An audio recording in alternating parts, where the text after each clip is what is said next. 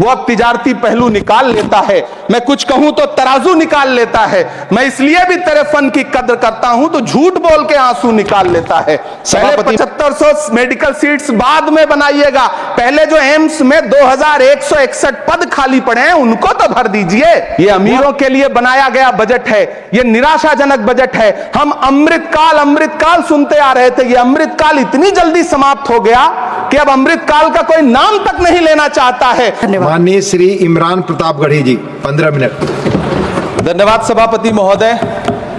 कभी सुदामा पांडे धूमिल जी ने कहा था कि एक आदमी रोटी बेलता है, एक आदमी रोटी खाता है, एक तीसरा आदमी भी है जो न रोटी बेलता है न रोटी खाता है, वो सिर्फ रोटी से खेलता है। वो तीसरा आदमी कौन है? मेरे देश की संसद मौन है।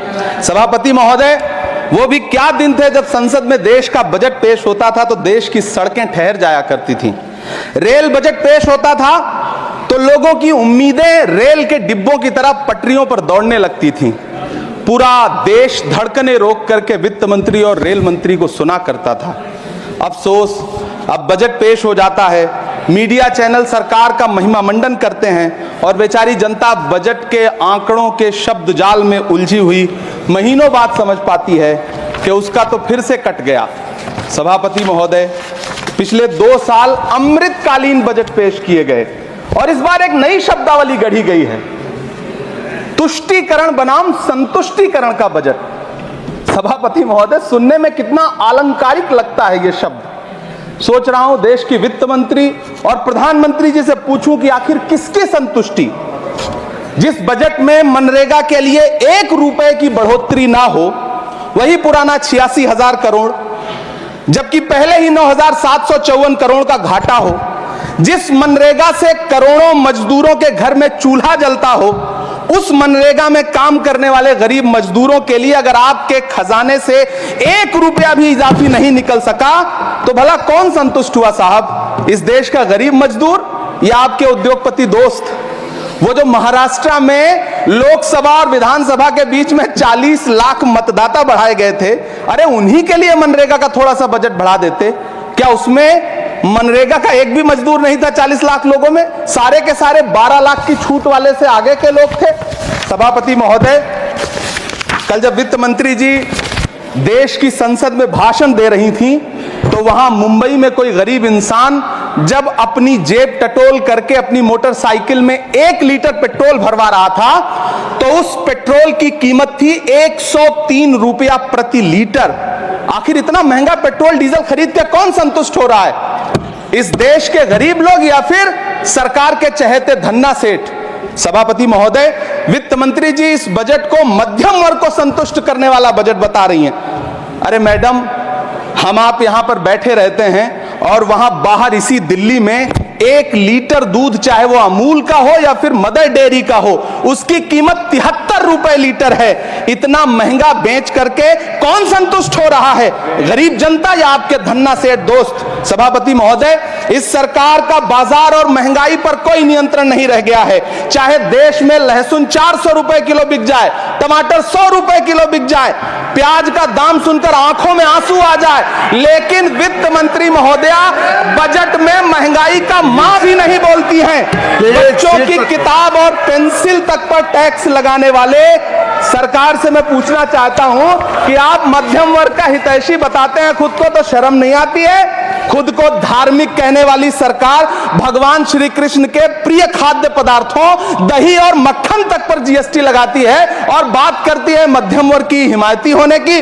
जिंदा रहते हुए जनता से हर चीज पर टैक्स वसूलने वाली यह सरकार कम से कम मरने पर तो लोगों को बख्श देती, लेकिन नहीं, वहां भी लूटना है। अंतिम संस्कार के सामान, अगरबत्ती, धूप बत्ती, केवड़ा जल, चंदन पाउडर, जौ, बताशा, काला तिल, पंचरत्न, कपूर और कफन तक पर टैक्स लेने वाली यह सरकार किस मुंह से खुद को मध्यम वर्ग का हितैषी बताती है? कौन सी संतुष्टि? किसकी संतुष्टि?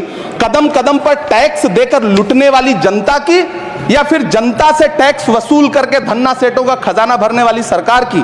किसकी संतुष्टि? सभापति महोदय, 18 अगस्त 2015 आरा का बिहार का ऐतिहासिक मैदान, सजा हुआ मंच, हजारों की भीड़ और सामने खड़े हुए देश के प्रधानमंत्री का भाषण। बिहार के भाइयों बहनों, आज मैं बिहार के लिए पैकेज की घोषणा कर रहा हूं। 50,000 करोड़ कर दूं कि ज्यादा कर दूं? अखिलेश भाई, 60,000 करोड़ कर दूं कि ज्यादा कर दूं? 70,000 करोड़ कर दूं कि ज्यादा कर दूं? 80,000 करोड़ कर दूं कि ज्यादा कर दूं? चलो, मैं बिहार को 1.25 लाख करोड़ का पैकेज दे रहा हूं। 10 साल हो गए सभापति महोदय, वही ढाक के 3 पात। बिहार आज भी विकास की बाट जो रहा है। भाषण आज भी प्रधानमंत्री जी के यूट्यूब चैनल पर सुना जा सकता है। जो झूठ बोल के करता है मुतमईन सबको, वो झूठ बोल के खुद मुतमईन नहीं होता। सभापति महोदय, ये तो राहुल जी का असर है। कौन सा शब्द सर, कौन सा शब्द? झूठ। ठीक है सर, मिथ्या बोल करके, जो मिथ्या बोल के करता है मुतमईन सबको, वो मिथ्या बोल के खुद मुतमईन नहीं होता। ये राहुल जी का असर है। जो मखाना बोर्ड की घोषणा हुई, अखिलेश जी आपको याद होगा, भारत जोड़ो न्याय यात्रा में 30 जनवरी 2024 को बिहार के रंगभूमि मैदान में राहुल गांधी जी का पूर्णिया में भाषण था और उसमें मखाना को लेकर उन्होंने आवाज उठाई थी। यह उनका असर है कि आपको मखाना बोर्ड बनाना पड़ा, वरना तो आप मैखाना बोर्ड बनाने वाले लोग हैं। सभापति महोदय, बिहार को झूठे पैकेज और चुनावी दिलासे देना बंद करिए। आज भी जब कोसी में बाढ़ आती है तो पूरा सीमांचल बर्बाद हो जाता है। मैंने उस तबाही को अपनी आंखों से देखा है। 2016-17 की बाढ़ में अपने इन्हीं हाथों से राहत सामग्री बांटी है मैंने। अगर सच में बिहार के लिए कुछ करना चाहते हैं तो बिहार को बाढ़ से बचाने का प्रबंध करिए। पूर्णिया एयरपोर्ट 10 साल से बाट जो रहा है, घोषणा 2014 में हुई, बन के आज तक तैयार नहीं हुआ। अलीगढ़ मुस्लिम विश्वविद्यालय का किशनगंज सेंटर बजट के अभाव में दम तोड़ता जा रहा है। मैंने पिछले बजट सत्र में भी आवाज उठाई थी। आज फिर वित्त मंत्री जी से अनुरोध करना चाहता हूं, दामन फैला करके, कि अलीगढ़ मुस्लिम विश्वविद्यालय का किशनगंज सेंटर बन जाने दीजिए। आखिर कौन सी नफरत है? ये मुल्क हमारा भी है। इस मुल्क की मिट्टी में हमारा भी खून पसीना शामिल है। हमसे इतनी भी क्या नफरत? रिश्तों की ये नाजुक डोरें तोड़ी थोड़ी जाती हैं। अपनी आंखें दुखती हो तो फोड़ी थोड़ी जाती हैं। सभापति महोदय, अल्पसंख्यक मंत्रालय का बजट काटकर मौलाना आजाद नेशनल फेलोशिप बंद कर देना, प्री मैट्रिक स्कॉलरशिप बंद कर देना, नई मंजिल योजना बंद करना, धरोहर योजना बंद करना।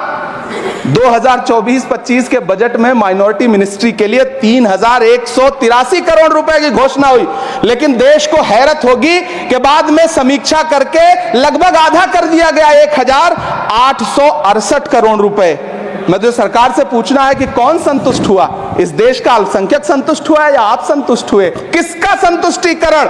सभापति महोदय, मैं प्रधानमंत्री जी से कहना चाहता हूं कि आप ही ने 1 मार्च 2018 को किंग अब्दुल्ला को, जॉर्डन के किंग अब्दुल्ला को मेहमान बना करके इसी दिल्ली में एक कॉन्फ्रेंस में कहा था कि मैं मुसलमानों के एक हाथ में कंप्यूटर और दूसरे हाथ में कुरान देना चाहता हूं। कंप्यूटर देने की बात तो छोड़िए, पढ़ाई के लिए जो स्कॉलरशिप मिल रही थी उसको भी छीन लिया आपने। किसको संतुष्ट करने के लिए? हम समझते हैं इस साजिश को। आप माइनॉरिटी मिनिस्ट्री का बजट काटते काटते एक दिन मिनिस्ट्री को ही बंद कर देना चाहते हैं। वो जहर देता तो सबकी नजर में आ जाता, सो ये किया कि हमें वक्त पर दवाएं न दी। सभापति महोदय, मैं तो वित्त मंत्री जी से पूछना चाहता हूं आपके माध्यम से कि शायद आपको पता ही नहीं है कि गृहस्थी चलाने वाली एक गृहिणी की मुश्किलें क्या क्या होती हैं। आपने कभी सोचा भी नहीं होगा कि जब वो किचन में सब्जी बनाने के लिए कढ़ाई में तेल डालती है तो उसके साथ उसके आंसू भी गिरते हैं। सभापति महोदय, शायद उन्हें पता भी ना हो कि एक छोटी सी गाड़ी और एक छोटे से फ्लैट का ईएमआई भरने के बाद इस देश का एक गरीब इंसान जब अपने बच्चों की फीस भरने के बारे में सोचता है तो उसे कितनी खुशियों का गला घोंटना पड़ता है। शायद उनको पता भी नहीं है कि फसल बेच करके बिटिया की शादी का सपना सजाने वाला किसान जब अपनी फसल बर्बाद देखता है तो कितनी रातें सो भी नहीं पाता है। सभापति महोदय, शायद वो कभी इस पीड़ा को समझ ही नहीं पाएंगी कि परिवार के किसी एक सदस्य को कैंसर जैसी बीमारी हो जाए तो घर और जमीनें गिरवी रख उठती हैं लेकिन इलाज नहीं हो पाता। सभापति महोदय, इसी देश की संसद में कभी स्वर्गीय सुषमा स्वराज जी ने कहा था कि तब जब देश की करेंसी गिरती है तब